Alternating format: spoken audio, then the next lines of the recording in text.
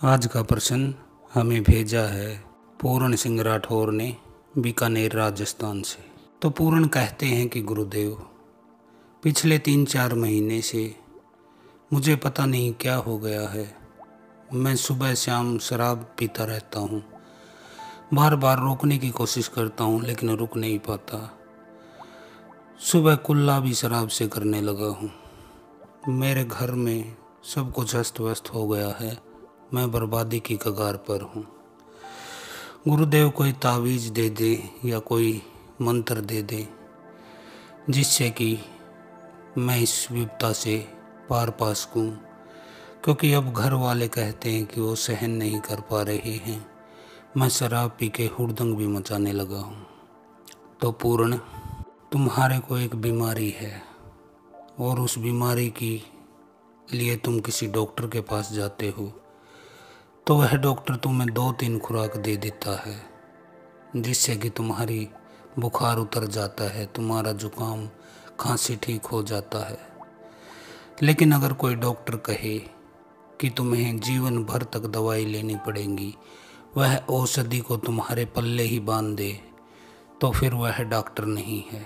मैं नहीं चाहता कि तुम्हें बीमारी के साथ साथ कोई दवाई भी तुम्हें बांध दूँ। ये तावीज़ वगैरह होते हैं, ये बीमारी को ठीक तो कर देते हैं लेकिन बाद में खुद बीमारी बन जाते हैं। मेरा जो टारगेट है, जो मेरा लक्ष्य है, वह बिल्कुल मुक्त करने का है। आप बीमारी से भी मुक्त हो जाओ और आप औषधि से भी मुक्त हो जाओ, तब मेरी नज़रों में आप स्वस्थ होंगे। तो मेरा तो यह रूटीन है। और अब बात करते हैं आपकी समस्या की।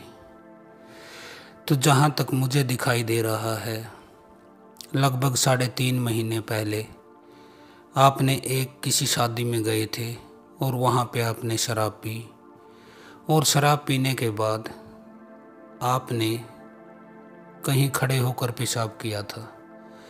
तो वहाँ पर एक पीर की मज़ार है। आपने शराब के नशे में ध्यान नहीं दिया होगा शायद, या फिर आप इतने बेहोश थे शराब के नशे में कि आपको कुछ दिखाई नहीं दिया, या आप समझ नहीं पाए। जो भी बात हो, तो वहीं से आपकी समस्या शुरू होती है। उस पीर ने ऐसी फटकार आपको लगाई है कि जिसकी वजह से आप सुबह कुल्ला भी, मुंह भी शराब से धोने लगे हो। और ज़्यादा अगर आपको कहूँ तो वह आपकी ईंट से ईंट बजाने के लिए लगा हुआ है। तो अब पूर्ण, इस समस्या के 2 समाधान हैं। प्रथम जो सही समाधान है, सीधा रास्ता है, नैतिक रास्ता है, वह यह है कि तुम अपनी जो गलती है उसकी क्षमा मांगो और पश्चाताप करो। जो सही रास्ता है मेरी नज़र में वह तो यह है। और जो दूसरा रास्ता है वह विरोध का रास्ता है, टकराव का रास्ता है, संघर्ष का रास्ता है। तो फिर कोई आपको किसी देवी शक्ति से मदद लेनी पड़ेगी जो आपको इस समस्या से छुटकारा दिला पाए। लेकिन मेरी नज़र में यदि आपने मुझे गुरुदेव माना है तो सतगुरु वह होता है जो तुम्हें सही रास्ता दिखाता है। तो मेरा यह विचार है कि आप क्षमा के रास्ते पर जाएं, क्योंकि गलती आपने की है तो उसका दंड भी आपको ही भुगतना होगा। तो इसके लिए आपको करना क्या है, ख्याल रखना। सबसे पहले तो आपको एक शराब की बोतल लेनी है और गुरुवार के दिन, वीरवार के दिन, थर्सडे बोलते हैं अंग्रेजी में, वो आपकी स्थानीय भाषा में जो आप समझ सको, उस दिन आपको वह बोतल लेनी है और वापस उसी पीर की उस मज़ार पे जाना है।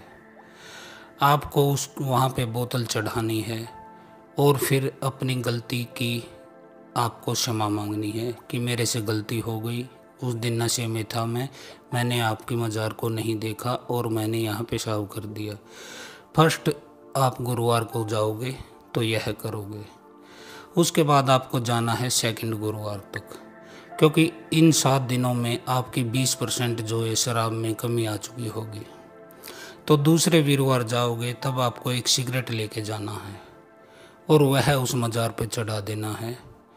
और इस बार आपको कहना है कि हे पीर बाबा, आप अपने रास्ते, मैं अपने रास्ते।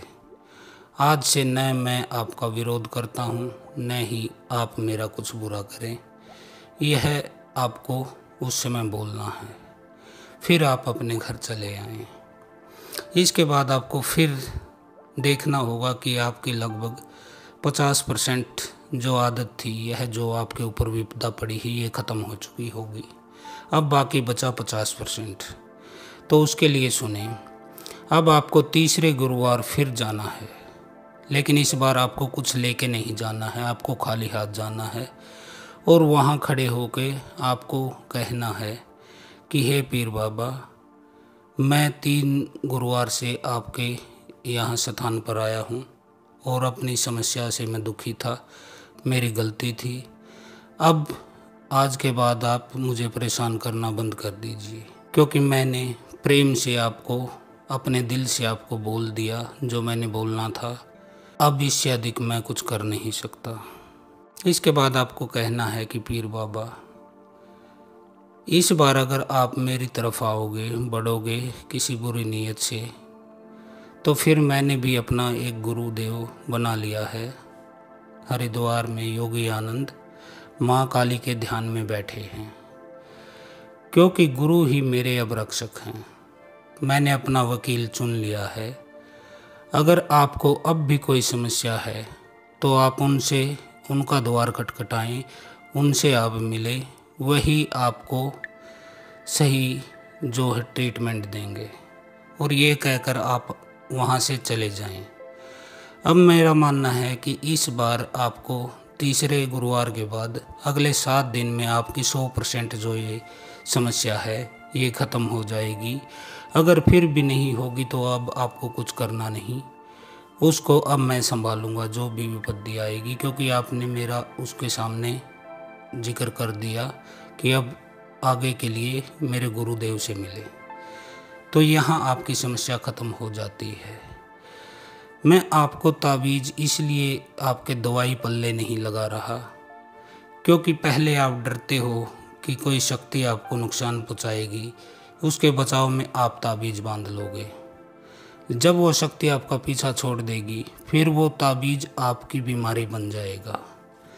तब आप ये डरोगे कि कहीं ताबीज़ गिर न जाए, कहीं खुल न जाए, कहीं खो न जाए। फिर आपको रात को नींद में उठकर भी उस ताबीज़ को हाथ से टटोल कर देखने लगोगे। तो पूर्ण मैं आपको ऐसी बीमारी नहीं देना चाहता कि जिससे कि आपका जीवन नरक बन जाए। और इसीलिए मैंने कहा कि आपको पीर बाबा से ये बोलना है कि अब आपके रास्ते अलग, मेरे रास्ते अलग। क्योंकि अब मैं न यहाँ बार बार पूजा करने आऊँगा और न ही आपका कोई विरोध करूँगा। तो आपके और मेरे रास्ते अलग। तो यह होती है पूर्ण मुक्ति। यदि आपको पूजा आराधना ही करनी है तो उस महादेव, उस माँ काली की करिए जो कि सबसे ऊपर हैं। क्योंकि एक कहावत है हमारे ग्रामीण एरिया में कि सिपाही से क्या दोस्ती करनी, एसएचओ से दोस्ती कर लो। यानी कि आपको छोटे मोटे सिपाही हवलदार से दोस्ती नहीं करनी चाहिए। आपको सीधे थानेदार, थाना अध्यक्ष, एसएचओ, इनसे आपको दोस्ती कर लेनी चाहिए, जो कि उस कोतवाली का, उस थाने का, उस पुलिस स्टेशन का हेड है, इंचार्ज है। तो जब इस दुनिया के हेड और इंचार्ज देवी काली और हमारे महादेव हैं, तो हमें फिर छोटे मोटे पीर, पैगंबर, देवी देवता, इनके चक्कर में रहने की ज़रूरत नहीं। हम सीधा उस परमात्मा से अपने संबंध जोड़े जो कि सबके महादेव, देवों के भी देव हैं, वो महादेव है। तो आज के लिए इतना ही। हर हर महादेव। ओम काली।